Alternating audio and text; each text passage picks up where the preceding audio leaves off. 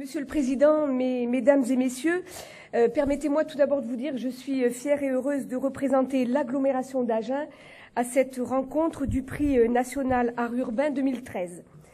Alors, située au cœur du sud-ouest, entre deux métropoles régionales, Bordeaux et Toulouse, la ville d'Agen est la préfecture du département du Lot-et-Garonne et elle fait partie de la région Aquitaine. Agen est connue pour son rugby, pour ses pruneaux, pour sa gastronomie, son art de vivre et son pont-canal qui enjambe la Garonne. C'est aussi une ville universitaire avec ses deux campus et elle a accueilli en 1998 l'École nationale de l'administration pénitentiaire. Elle est aussi le siège d'entreprises connues de renom comme UPSA. Elle compte 35 000 habitants au cœur d'une agglomération de près de 100 000 habitants dont elle est la ville-centre.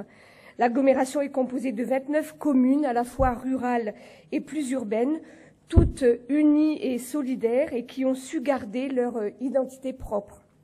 Alors nous venons défendre ce soir l'opportunité pour le territoire de l'agglomération agenaise de transformer la gare d'Agen en un véritable pôle multimodal au service de tous, répondant aux attentes des usagers en termes d'accès, de circulation et de stationnement.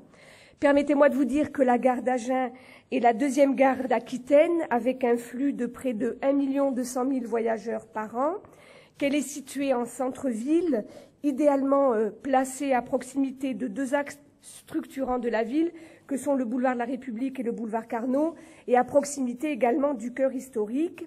Elle est aussi au cœur d'un dispositif de requalification urbaine de deux boulevards adjacents à la gare, dont le boulevard Sylvain Dumont, qui assure le lien avec le quartier des cinémas, un multiplex de 10 salles et un cinéma art et essai, qui seront d'ailleurs inaugurés demain 3 décembre.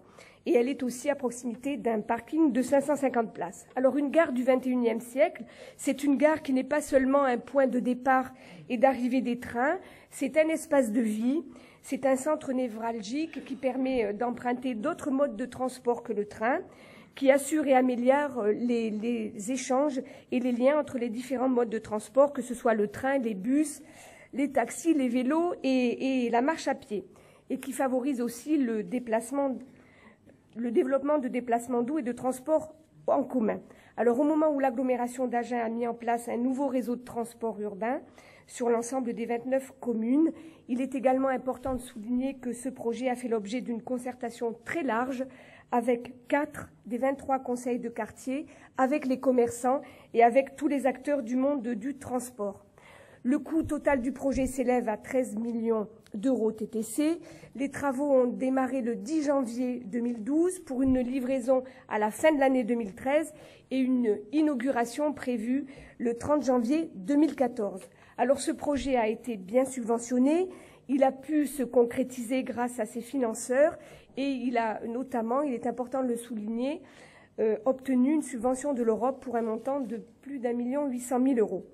Un concours de maîtrise d'œuvre a été lancé pour la conception du projet et je laisse maintenant la parole au groupement d'architectes lauréats du concours qui a été désigné par délibération du Conseil communautaire au mois de mars 2009. Je vous remercie. Bonsoir. Donc je vais vous présenter dans un premier temps les aspects principaux et généraux du projet, à savoir, si j'arrive à faire fonctionner la machine. Non, je ne suis pas sûr. Au secours. Voilà. Donc, il s'agit avant tout d'un projet de couture urbaine. Comme vous voyez ici sur l'image, en fait, on a le canal latéral de la Garonne qui est au nord du projet. La gare étant située sur le point rouge au centre de l'image et de ce fait se retrouve entre un centre-ville et ce canal de la Garonne. On a travaillé sur l'aspect de la couture urbaine pour tenter de... Merci. Alors, je crois qu'on a sauté d'image et on n'est plus sur les images. Voilà.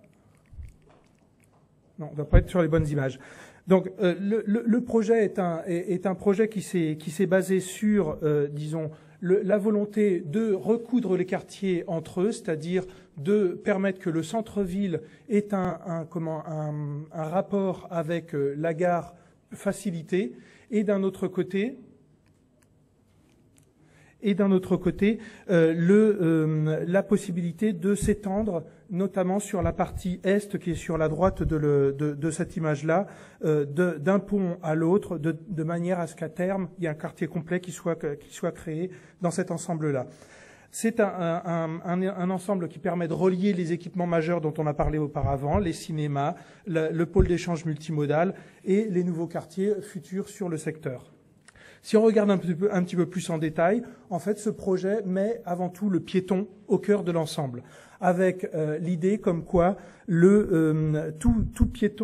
toute personne qui se déplace à un moment donné est un piéton et doit avoir la possibilité de se déplacer sans entrave aux abords de la gare et dans le pôle d'échange multimodaux, avec une volonté importante de limiter la place de la voiture qui jusqu'à présent touchait la gare comme si la gare était un chasse-roue vis-à-vis de l'ensemble des voiries externes, et que les piétons aient beaucoup plus de place avec un parvis important, une accessibilité PMR aménagée, un espace privilégié pour les transports en commun qui se situe avec un pôle bus complet de 12 places sur la partie ouest du projet, et une large place aux modes actifs avec une place privilégiée au parcours vélo et au stationnement vélo. Notre projet, s'il fallait le partager, d'abord c'est le partage, nous devions être 2, nous sommes 4. C'est d'abord un partage au niveau de l'équipe de maîtrise d'ouvrage, de maîtrise d'œuvre. Partage pour faciliter l'accessibilité, on a parlé beaucoup en termes de piétons, mais bien sûr aussi recréer un lien très important de l'ouest à l'est de la collectivité pour alimenter le quartier des Pins. Partage au niveau du paysagement, on avait un quartier de la gare comme tous ceux qu'on retrouve assez traditionnellement en France, pris par la voiture, et là il fallait vraiment ouvrir par rapport à ça et ouvrir un espace très paysager. Et enfin, partage au niveau, Laurence parlait de travailler le quartier, on a plus particulièrement travaillé avec le quartier qui s'appelle Gare en 16e, c'est son nom, et là ça a permis vraiment de la concertation jusqu'à encore aujourd'hui, puisque tous les ans, au moins 3 fois par an, nous les rencontrons et nous avons adopté le projet. Voilà. Et au niveau partage aussi pour bien donner une bonne lecture de cette façade du 19e de notre gare. Donc en ce qui concerne le projet lui-même, si j'arrive à prendre la diapo, voilà, on a donc le programme du départ demandait la création d'une extension du hall de la gare, plus la création d'une gare, d'un pôle bus qui se trouve donc sur la gauche du bâtiment.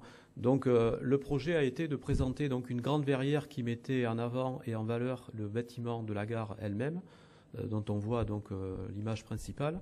Et la verrière a été traitée de manière bioclimatique, c'est-à-dire on a donc différents éléments qui participent au fait qu'on n'ait pas besoin ni de chauffer ni de refroidir donc la partie verrière elle-même. Donc sur le schéma, vous voyez donc les inclinaisons de soleil entre l'été et l'hiver. Vous avez d'abord une double couverture ventilée sur la partie supérieure, donc un macrolon et une protection, donc un brise-soleil, une ventilation naturelle qui fait une double toiture ventilée. Ensuite, on a un avant-toit qui permet de protéger du soleil d'été, donc les rayons rouges que vous voyez donc sur la coupe.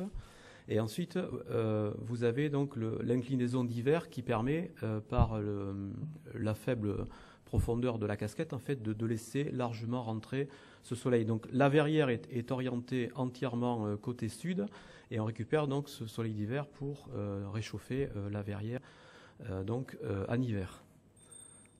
Voilà. Ensuite, on a quelques photos du bâtiment après travaux. Donc sur la droite, vous avez une photo intérieure. Vous avez la vue côté ouest en bas à droite. Et ensuite, vous avez quelques vues aériennes qui ont été faites donc sur l'ensemble du projet. Vous avez donc en partie basse la partie rajoutée de la verrière elle-même et du pôle multimodal bâtiment gare routière sur la gauche. Vous avez une vue côté ouest, donc sur la vue en haut à droite. Et vous avez ensuite les vues avant-après sous les angles donc sud-est. Donc vous avez avant-après, oui, à gauche avant et ensuite à droite la vue d'après. Voilà.